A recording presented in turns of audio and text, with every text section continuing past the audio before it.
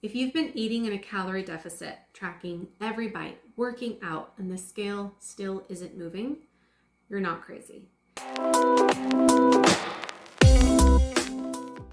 In midlife, your metabolism plays by a completely different rule book. And here's the truth no one tells you. A calorie deficit just isn't enough anymore.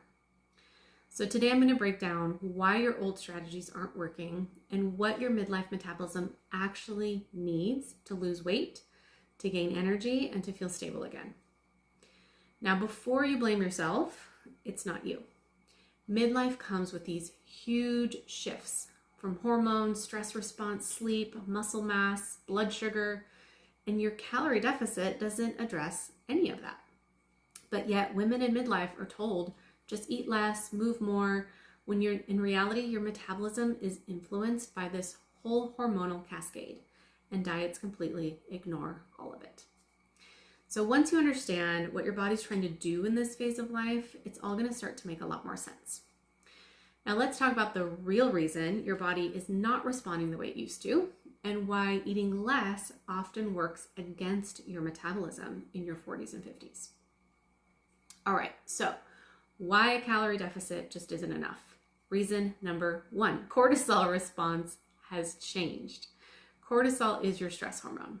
It's supposed to help you wake up, stay alert, respond to stress. You can think of cortisol as like your internal alarm system, but in midlife, your nervous system becomes so much more sensitive. So now little stressors feel like big stressors. Things like skipping meals, eating too little, drinking coffee on an empty stomach, or pushing through that stress all spikes cortisol faster now. When cortisol stays high, your body shifts into survival mode, storing fat, especially in your midsection, even if you're in a calorie deficit. So the more you restrict, the more your body will hold on to body fat. Reason number 2, insulin resistance. Insulin is your blood sugar hormone. You can think of it as like your blood sugar manager. When you eat, insulin helps move sugar from your bloodstream into your cells for energy.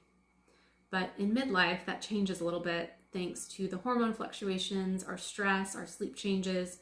Our cells become less responsive to insulin. This is called insulin resistance. And here's the key. When insulin is high, you cannot tap into stored fat, no matter what kind of deficit you are in. This is why so many women say, I am barely eating and still not losing weight. It's not a calorie issue, it's an insulin issue, okay? Reason number 3, estrogen declines. So estrogen is not just a reproductive hormone, it's a metabolic hormone. It helps us to maintain muscle mass, it keeps us very insulin sensitive, it even helps with our ability to burn fat. And during perimenopause, we look like a roller coaster. Our estrogen is up and down and all over the place, but eventually it declines. And this is what speeds up muscle loss. When you have less muscle, you have a slower metabolism. And if you're eating too little on top of that, your body's now going to burn muscle for fuel instead of fat, meaning even now a slower metabolism. Reason number 4, your thyroid slows down when you undereat. Your thyroid is like your internal thermostat that controls that rate of your metabolic state. So when you're stressed, when you're under eating, you're actually going to make less of that active thyroid hormone that keeps your metabolism driving at a fast rate. So now you have a slow metabolism, you feel cold, tired, puffy, and fat loss feels even harder.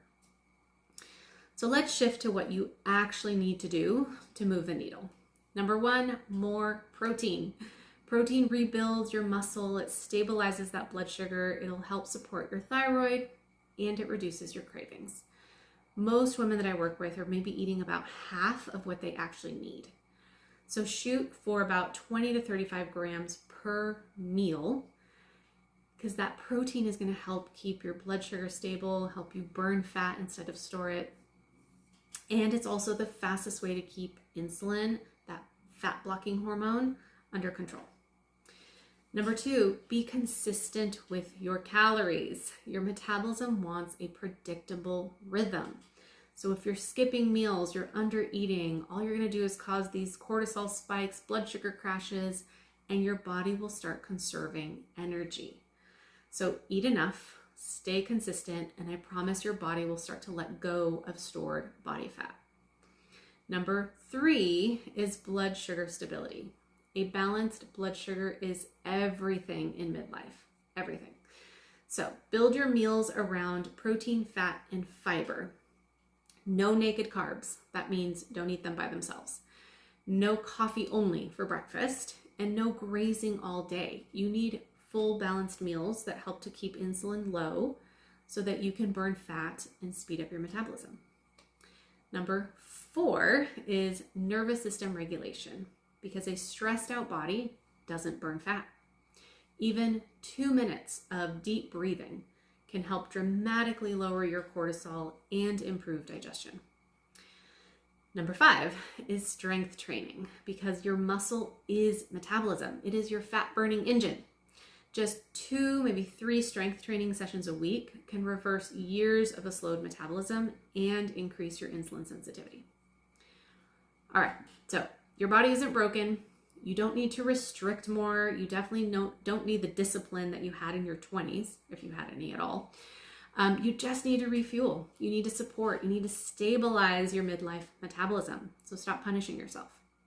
Now, if you're ready to take the next step towards revving up this metabolism and getting it going again, I highly recommend starting with protein. I know I say that a lot, but protein is so key. So you can download my free guide, Power Up with Protein. It'll show you about how much protein you actually need, the best sources, some easy meal and snack ideas. You'll see the link down below.